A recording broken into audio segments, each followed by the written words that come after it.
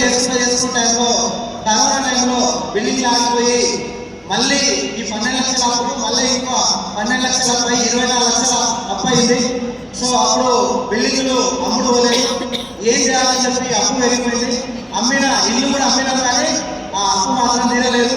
So అప్పుడు నేను చాలా ఆలోచిస్తున్నాను, నా జీవితంలో పిల్లలు వెళ్తారు, ఇక నేను లైఫ్ గడవాలనుకొని ఒకప్పుడైతే ఒక రోజు ఆలోచించిన చనిపోదాం అనుకున్నా, అప్పులు ఎక్కువ అయిపోయాయి.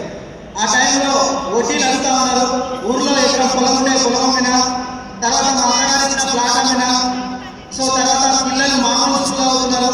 సో జీవితం ఇక నేను చేయలేదు అనుకున్న టైంలో 2019 నవంబర్ 17 తారీఖు మా ఇంటికి వెస్టీ అవకాశం ఉన్న అప్లై మా సొంత భావనే. సో ఆయన మాకు ఈ అవకాశం ఇవ్వడం జరిగింది.